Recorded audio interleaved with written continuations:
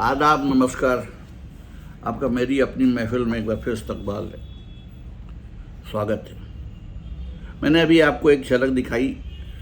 एक रिसाला हुआ करता था नक़ूश, उसका आप बीती नंबर मेरे हाथ में है। ये किताबें नेट पर डिजिटाइज कर दी गई हैं, लेकिन मुझे नहीं मालूम कि आने वाले बरसों में और कितने लोग उर्दू स्क्रिप्ट पढ़ रहे होंगे और कितने उनसे फैज़याब हो पाएंगे। खैर, जिन लोगों ने मुनासिब समझा वो किया, वो भी एक तरह से उर्दू की खिदमत है।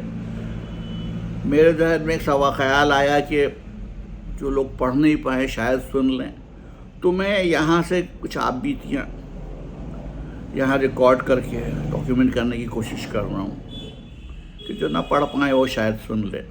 तो आज पहली आप बीती मीर तकी मीर की। मेरे बुज़ुर्ग, मेरे आबा व अजदाद मुल्क हिजाज़ को खैरबाद कहकर तरह तरह की मुश्किलें और मुसीबतें झेलते हुए हिंदुस्तान में पहल दक्कनी साहिलों की तरफ आए थे, और वहाँ से ये पूरा कबीला अहमदाबाद गुजरात में आकर बस गया। फिर उनमें से कुछ तो मुस्तकिल तौर पर वहीं रह पड़े और कुछ ने आगे बढ़कर तलाश रोज़गार का फ़ैसला किया। चुनांचे मेरे जद्द आला दारुल खिलाफा अकबराबाद यानी आगरा आ गए, लेकिन आबो हवा की ये अचानक तब्दीली उन्हें रास न आई और बीमार पड़ गए। उसी बीमारी में उनका इंतकाल हुआ। उन्होंने अपनी यादगार सिर्फ एक लड़का छोड़ा था जो मेरे दादा थे। मेरे दादा बहुत दिनों तक रोज़गार की जस्तजू में सरगर्दा रहे। पायाने कार उन्हें अकबराबाद के नवाह की फौजदारी का ओहदा मिल गया। वो सादा ज़िंदगी गुजारते थे। उनकी उम्र 50 साल होगी कि बीमार पड़ गए। कुछ दिनों दवा दारू की, मगर पूरी तरह सेहतियाब ना हुए थे कि ग्वालियर का सफ़र पेश आया। ज़्यादा चलने फिरने और भाग दौड़ करने से मर्ज़ का दोबारा हमला हुआ और वो ग्वालियर में ही इंतकाल फरमा गए। उनके 2 लड़के थे। बड़े के दिमाग में खलल था, कि जवानी ही में मर गए। उन्होंने अपनी कोई औलाद नहीं छोड़ी। छोटे मेरे वालिद थे।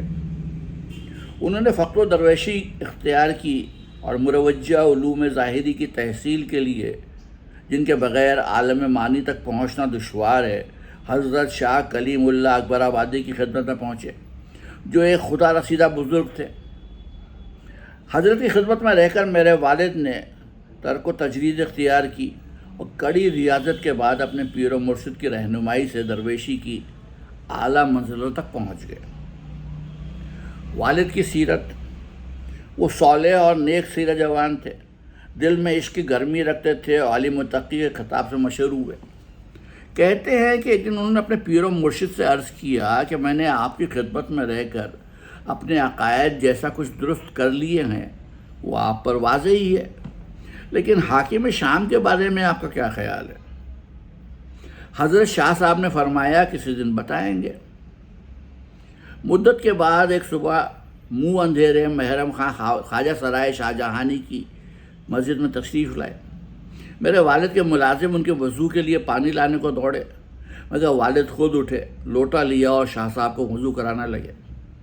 उस वक्त शाह साहब ने फरमाया, मियाँ अली मुतक़ी, तमाम उम्र उसका नाम मेरी ज़बान पर नहीं आया, इसके लिए मैं खुदा का शुक्र किस तरह अदा करूँ? वालिद कहते थे कि खुदा का शुक्र है कि उसके बाद मैंने भी कभी उसका नाम नहीं लिया। अली मुतक़ी रोज़ शब खुदा की याद में महव रहे थे।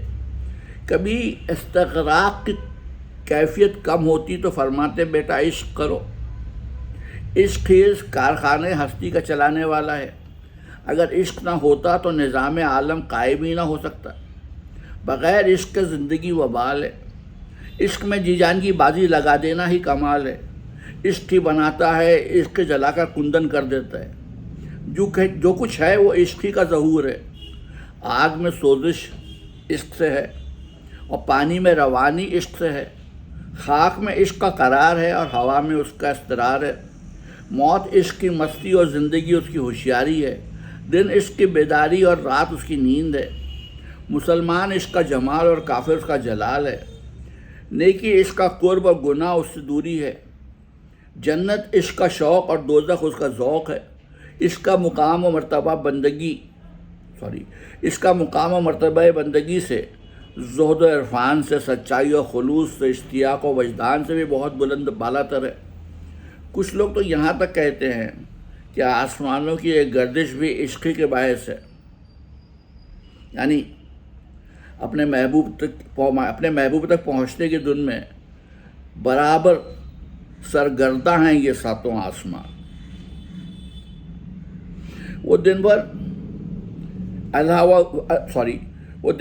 اللہ وزاری کرتے، راتوں کو جاگتے، ان کی جبین نیاز ہر وقت بارگاہ الہی میں جھکی رہتی، ہمیشہ شراب شوق سے سرشار رہتے۔ ان کا دامن تمام آلائشوں سے پاک تھا، ان کا نورانی چہرہ عابدوں کی محفل کا رونق افزا تھا۔ وہ آفتاب تھے لیکن خلوت پسند اتنے کہ اپنے سائے سے بھی گریزاں۔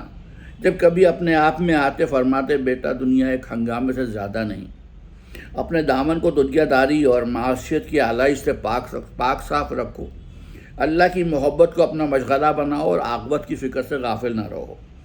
جو صاحب نظر ہیں وہ دنیا کو ایک دھوکہ سمجھتے ہیں، زندگی ایک وہم ہے اور وہم کی بنیادوں پر امیدوں کے محل بنانا پانی کو رسی سے باندھنے کی صحیح لا حاصل کے مترادف ہے۔ طول عمل سے پھولے رہنا چاندنی کو گزوں سے ناپنا ہے۔ اسے نہ بھولو کہ تمہیں دنیا سے سفر کرنا ہے، زیادہ راہ کی فکر کرو تاکہ نقصان نہ اٹھاؤ، اس ذات کی طرف متوجہ رہو، کائنات کو جس کا آئینہ کہتے ہیں، اور اپنی ذات کو اسے سونپ دو جسے دل میں تلاش کرتے ہیں۔ مقصود کا ملنا یقینی ہے بشرط یہ کہ ذوق طلب سچا ہو، اگرچہ ہر چیز میں اسی کا جلوہ ہے، تاہم ہمیں اس کے اظہار میں شرط ادب ضروری ہے۔ خدا کا تعلق بندوں کے ساتھ وہی ہے جو روح کا جسم کے ساتھ ہے۔ تمہارا وجود بغیر اس کے نہیں اور اس کے نور کے بغیر تمہارا نہیں۔ یہ کائنات ظہور میں آنے سے پہلے عین ذات تھی اور نمود سوری کے بعد وہی ذات عین کائنات ہے۔ وہ درویش اور درویش پرست تھے، شکستہ دل اور شکستگی کے مشتاق، متواضع، بھری مجلس میں تنہا، وسیع مشرب، فقیر کامل اور منکسر مزاج۔ کبھی پیار سے مجھے گود میں لے لیتے تو میرا رنگ دیکھ کر فرماتے، اے سرمایہ جہاں، یہ کیسی آگ لگی جو تیرے دل میں سلگ رہی ہے، یہ کیسی جلن ہے جو تیری جان کے ساتھ ہے۔ اس پر میں ہنستا اور وہ روتے جاتے، افسوس کہ میں نے زندگی میں ان کا مقام تک نہ پہچانا۔ وہ ایسے انسان تھے کہ اپنے حال میں گم تھے، کبھی کسی کے لیے بار خاطر نہ بنے۔ ایک دن اشراق کی نماز کے بعد میری طرف توجہ فرمائی، میں اس وقت کھیل کود میں تھا، دیکھ کر فرمایا، بیٹا زمانہ سخت تیز رفتار ہے، کسی کو مہلت نہیں دیتا، اپنی تربیت سے غافل نہ رہو، اس راستے میں بڑے نشیب و فراز ہیں، دیکھ بھال کر پھونک کر قدم رکھو۔ یہ بھی کوئی کھیل ہے جو کھیلتے ہو؟ کیسا نازیبا کام کرتے ہو؟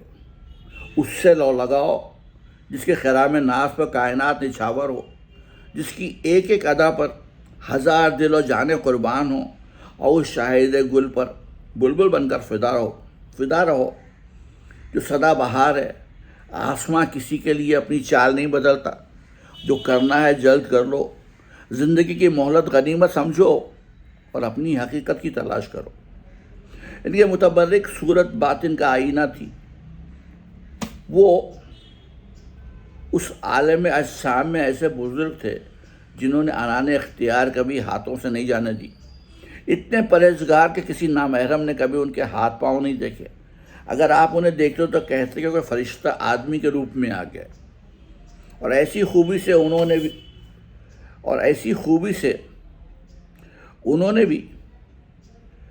اعتقاد کا اور ایسی خوبی سے انہوں نے بھی کا ثبوت کم ہی دیا۔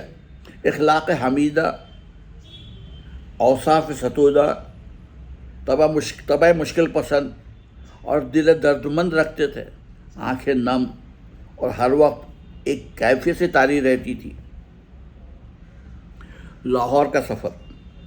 کہتے ہیں کہ ایک دن پریشان حال گھر میں داخل ہوئے، بوڑھی ماما بیٹھی ہوئی تھی۔ اس سے کہا کہ آج مجھے بڑے بزرگوں کی بھوک لگ رہی ہے، اگر تھوڑی سی روٹی مل جائے تو جان میں جان آ جائے۔ ماما نے کہا گھر میں تو کچھ ہے نہیں۔ انہوں نے پھر کہا کہ بھوک بے حد ہے۔ ناچار ماما اٹھی، بنے کی دکان سے آٹا اور گھی لائی تاکہ روٹی پکائے۔ اس اثنا میں انہوں نے پھر شدت گسنگی کا اظہار کیا۔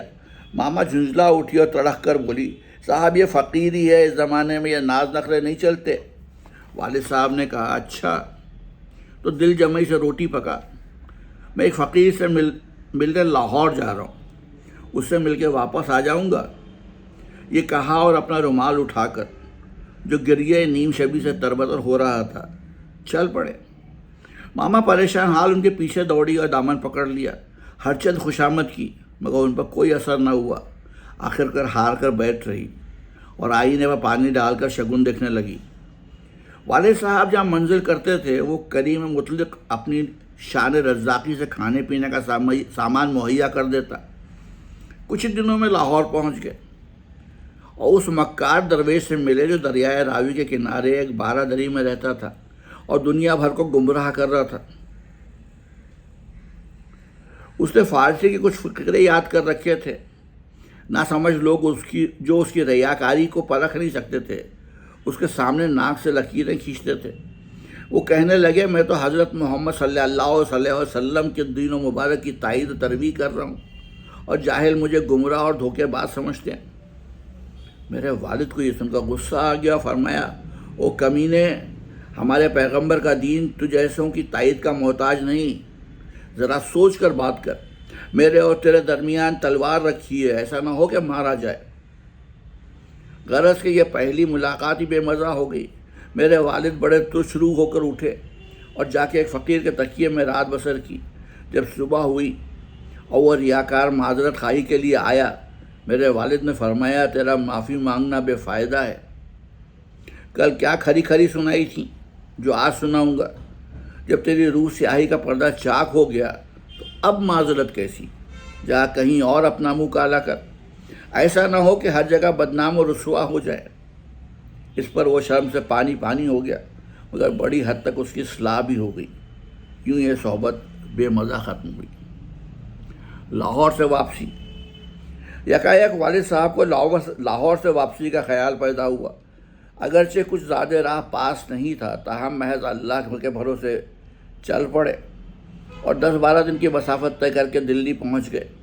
یہاں شیخ عبدالعزیز عزت کے بیٹے قمر الدین خان کے مکان پر قیام کیا، جو صوبے کے دیوان تھے اور جن سے کچھ قرابت کا تعلق بھی تھا۔ شہر کے لوگ جوق در جوق ان سے نیاز حاصل کرنے کے لیے آئے اور بڑی تعظیم و تکریم کی۔ بہتوں نے اس درویش خدا مست کے ہاتھوں پر بیعت ارابت بھی کی۔ درویش خدا مست کے ہاتھوں پر بیعت ارادت بھی کی۔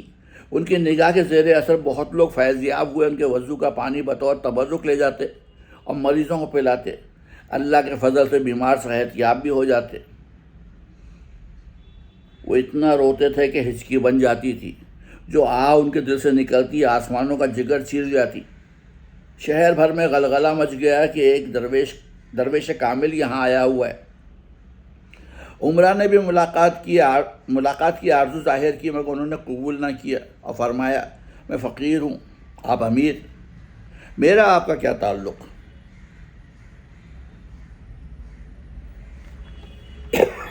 ملاقات کے لیے مناسبت ضروری ہے۔ ایک رات کو وسط شب میں اٹھے اور تہجد کی نماز پڑھ کر شہر سے نکل گئے۔ لوگوں نے بہتری تلاش کی مگر ان کی گرد بھی نہ پا سکے۔ 2-3 دن میں اکبر آباد سے 3 منزل اس طرف بیانہ میں وارد ہوئے، جو سادات اور شرفا کی قدیم بستی ہے، اور یہاں ایک مسجد میں قیام فرمایا۔ سید امان اللہ۔ بیانہ میں ایک نوجوان سید زادہ نہایت حسین اور خوشرو نظر سے گزرا۔ آپ نے اس پر ایک نگاہ ڈالی اور جذبے کامل سے کھینچ لیا۔ اس پریوش کی حالت ایسی بدلی کہ دیوانہ وار بے ہوش ہو کر آپ کے قدموں میں گر پڑا۔ اس کے عزیز سمجھ گئے کہ لڑکے کی حالت درویش کی نظر کے اثر سے دگرگوں ہو گئی ہے۔ ان سے التجا کی کہ اس نوجوان کی حالت پر رحم فرمائیے۔ آپ نے تھوڑا سا پانی منگوایا اور کچھ دعا پڑھ کر اس پر دم کیا۔ جیسے ہی پانی حلق سے نیچے اترا وہ لڑکا ہوش میں آ گیا اور نہایت ادب سے دو زانو ہو کر بیٹھ گیا اور عرض کی، اگر آپ کچھ دن میرے مہمان رہیں تو عین بندہ نوازی ہوگی، ورنہ یہ تو میں جانتا ہوں کہ جس عالم میں آپ ہیں وہاں ناز کا گزر بھی نہیں، بے نیازی ہی بے نیازی ہے۔ والد صاحب نے فرمایا کہ دوستی کی راہ سے دعوت قبول کرنے میں کوئی مذائقہ نہیں، لیکن میں پابند رکاب ہوں، کل یہاں سے روانگی کا عزم ہے۔ حاضر نے کہا، ہم آپ کی مرضی کے تابع ہیں، اصرار کرنا بے ادبی ہوگی، لیکن اتنا ضرور ہے کہ اگر آپ اس لڑکے کے گھر تشریف لے چلیں اور کچھ تناول فرمائیں تو آپ کی عنایت سے بعید نہ ہوگا۔ چونکہ شہر کے عمائد و اکابر کی درخواست کا پاس تھا، فرمایا اچھا منظور ہے، لیکن فقیر کا دل کبھی شاد رہتا ہے کبھی ملول، کوئی ہمارے حال سے تعارض نہ کرے۔ لوگوں نے کہا، ہماری کیا مجال ہے اور کسے یہ گوارا ہوگا کہ حضور کے خلاف مزاج کوئی بات ظہور میں آئے اور یہ سعادت شقاوت میں بدل جائے۔ غرض والد صاحب ان لوگوں کے ساتھ اس لڑکے کے گھر تشریف لے گئے اور وہاں کچھ تناول فرمایا۔ شادی کی مذمت۔ اتفاق سے اسی رات کو اس لڑکے کی شادی تھی۔ تھوڑی رات گئے وہ لڑکا کچھ لوگوں کو ساتھ لے کر خدمت میں حاضر ہوا اور عرض کی کہ حضور بھی قدم رنجہ فرما کر محفل شادی کی رونق افزائی کریں تو ہمارے لیے فخر کا مقام ہوگا۔ فرمایا مبارک ہو، مگر افسوس کہ شادی خدا پرستی کی راہ میں حائل ہو جاتی ہے، آدمی اس معاملے میں مجبور ہے۔ میں بھی ابتدائی جوانی میں شراب آئے سرشار تھا، آخرکار سوائے خمار کے جو تکلیف دہ ہے اور کچھ نہ حاصل ہوا۔ جب خدائے بزرگ نے مجھے اس گرفتاری سے نجات دی تو پھر میں نے اپنے تئیں مضبوط اور مستحکم بنایا اور شمع وار ایک پاؤں پر جلنے لگا۔ اب تو ایک راکھ کے ڈھیر سے زیادہ نہیں ہوں۔ دل ہی نہیں رہا کہ ہوس پیدا ہو، نہ وہ دماغ کہ لہو و لعاب کی طرف مائل ہو۔ جشن شادی کی ان رسموں سے جو تمہارے ساتھ ہیں، خیال ہوتا ہے کہ تم کیسے غزالی رانہ ہو۔ حیرت ہے کہ رم نہیں کرتے اور اس جان سے نکل نہیں بھاگتے۔ اگر عقل سلیم ہے تو اس نقطے کو سمجھ لو کہ اللہ بس باقی ہوس۔ مختصر یہ کہ وہ لڑکا دلہن کے گھر گیا اور یہ درویش بے نیاز اس شہر سے چلے آئے۔ 1.5 دن کا راستہ طے کر کے اکبر آباد پہنچے اور اطمینان سے اپنے گھر میں قیام کیا۔ جب اس حسین نوجوان کو معلوم ہوا کہ درویش شہر چھوڑ کر جا چکے ہیں تو بیوی کو مکان پر چھوڑا، خود پانی تک نہ پیا اور اسی وقت گرتا پڑتا آنسو بہاتا ان کی تلاش میں جنگل کی طرف چل دیا۔ جو کوئی راستے میں ملتا اسے درویش کا پتہ اور نشان پوچھتا، کبھی ادھر دوڑتا کبھی ادھر، کوئی راہ بھر ان کا پتہ بتانے والا نہ ملا۔ مایوس ہو کر اس نے ایک آہ جگر خراش بلند کی اور کہا، اے میرے خضر، میں نادان پریشان و سرگردہ ہوں، آئیے اور میری رہنمائی فرمائیے۔ اگر اس مصیبت میں میری دستگیری فرمائے تو میں سمجھوں کہ مجھے بڑا خزانہ مل گیا۔ وہ دامن جسے میں پھولوں سے بھرا کرتا تھا آج چاک ہے۔ جو سر کبھی تکیے ناز پر رکھا ہوا تھا اب اس پر خاک پڑی ہے۔ میرے اوپر رحم کیجیے کہ اب تو پاؤں بھی چلنے سے رہے۔ کرم کیجیے کہ سوائے آوارگی کے اب اس ویران میں میرا کوئی ساتھی نہیں رہا۔ آپ خورشید ہیں، اپنے حقیر ذرے پر بھی روشنی ڈالیے۔ آخر یہ کیا ہوا کہ آسودگی نے مجھ سے منہ موڑ لیا، اور کیا ہوا کہ آوارگی اور سراسمیگی مجھ پر سوار ہے۔ کبھی کہتا بگولے کی طرح وحشت آمادہ ہوں، شاید آپ نے مجھے فراموش کر دیا ہے۔ ہرچند مجھے اپنی نارسائی کا یقین ہے، لیکن محض آپ کے کرم کی آس لگائے دشت و کوسال میں آوارہ پھر رہا ہوں۔ وہ رخسار جو گلے تر سے مشابہ تھے دھوپ کی تمازت سے تونس گئے۔ وہ آنکھیں جن سے ہرن شرماتے تھے اب سفید ہو گئی ہیں۔ آپ آفتاب ہیں اور میں سایہ افتاد، آپ سوار ہیں اور میں پیادہ۔ کسی طرح سے بھی غبار اٹھتا ہے تو مجھے آپ کی آمد کا گمان ہوتا ہے، لیکن جب آپ نظر نہیں آتے تو رو رو کر اپنا گلا پھاڑتا ہوں۔ آپ تو تمام اجزاء کو محیط یعنی کامل ہے، پھر ہم غافلوں کے حال سے کیوں غافل ہیں؟ نوجوان اسی طرح روتا دھوتا چلا جا رہا تھا، کبھی کھڑا ہوتا، کبھی چلنے لگتا کہ اچانک ایک بزرگ نمودار ہوئے۔ انہوں نے بڑے لطف و نرمی سے فرمایا، اے نوجوان، کسے ڈھونڈتا ہے اور یہ کیا ہے جو تو کہہ رہا ہے؟ جا، بے چینی اور اضطراب چھوڑ دے، علی متقی اکبر آباد میں ملیں گے۔ یہ مشدہ سن کر اس کے دل بے قرار کو قرار آیا۔ وہ دل جمعی سے چلنے لگا اور خدا کا شکر ادا کیا۔ آدھی رات کے قریب شہر اکبر آباد میں داخل ہوا۔ راستے میں تلاش کرتا نام و نشان پوچھتا آیا اور والد صاحب کے قدموں میں گر پڑا۔ مارے خوشی کے رخساروں پر آنسو ڈھلک آئے۔ ناکامی کا سارا رنج اور کلفت حصول مراد سے جو اس کے واہمہ خیال میں بھی نہیں تھی دور ہوئی۔ والد صاحب نے اس کے حسن و جمال کی طرف ایک نظر کی اور اسی پاک نظر سے کامل بنا دیا۔ اتنی محبت سے پیش آئے کہ تحریر میں نہیں سما سکتی، اور اس سے ایسی دلداری کی باتیں کیں کہ بیان نہیں ہو سکتا۔ اس کا سر چھاتی سے لگایا اور بےحد محبت سے فرمایا، اے میر امان اللہ، تم نے بڑے مصائب جھیلے، زمانے کے سرد و گرم دیکھے، مگر اب جدائی کا رنج نہیں اٹھانا پڑے گا۔ اب میرا گھر تمہارا گھر ہے اور میرے لڑکے والے سب تمہارے ہیں۔ خوش ہے کہ تم اپنی نہر حیات کا رشتہ ایک عجیب دریا سے جوڑ لیا ہے۔ مسرور رہو کہ سروہی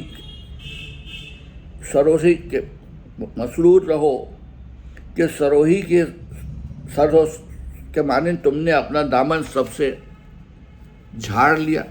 اب دل جمع ہو جاؤ، دروازہ بند کر کے سب سے قطع تعلق کر لو۔ تھوڑے دن آپ میں گم رہو تاکہ خدا کو اپنی طرف کھینچ سکو۔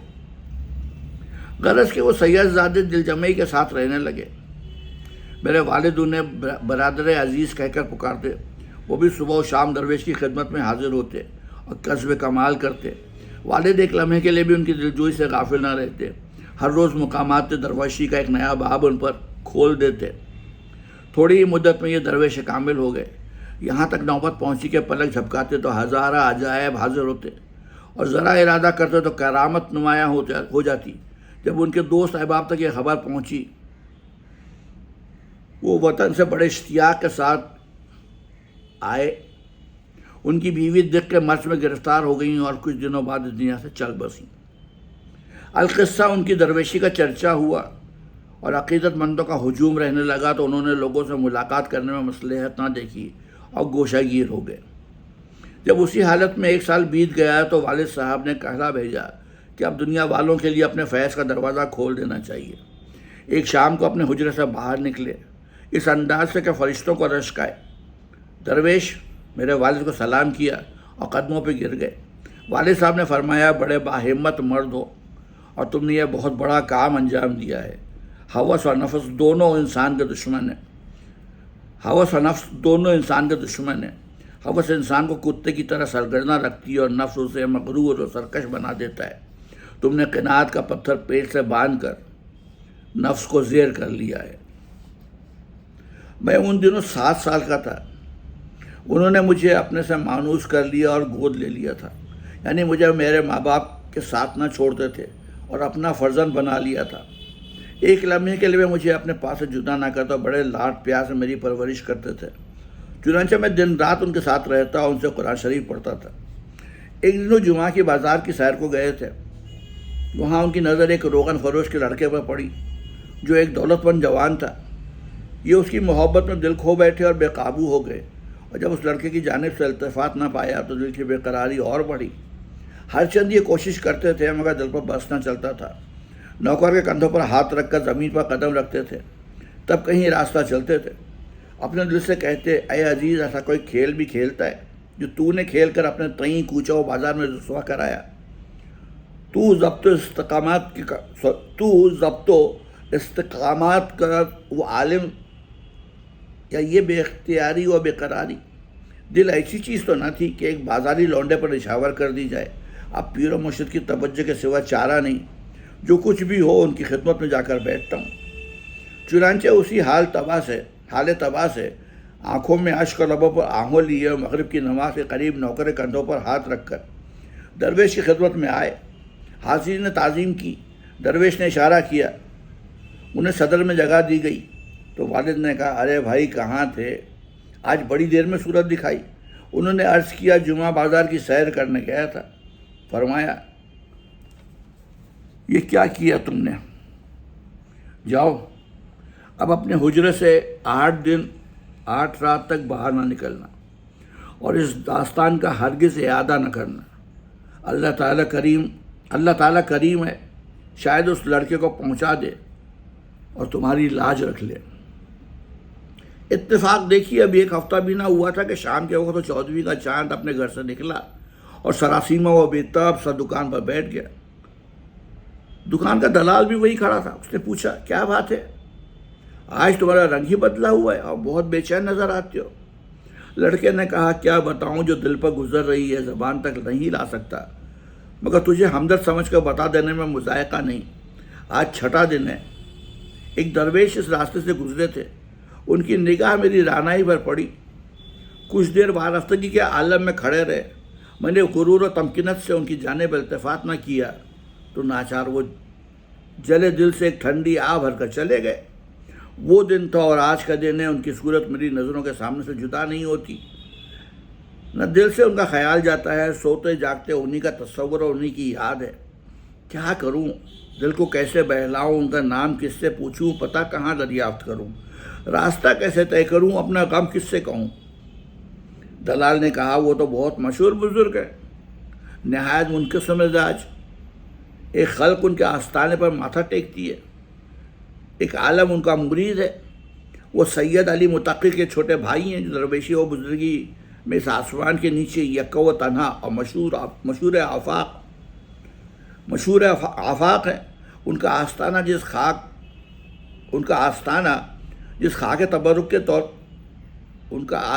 کی خاک تبرک کے طور پر لے جاتے ہیں، شہر پناہ سے باہر عیدگاہ کے قریب ہے۔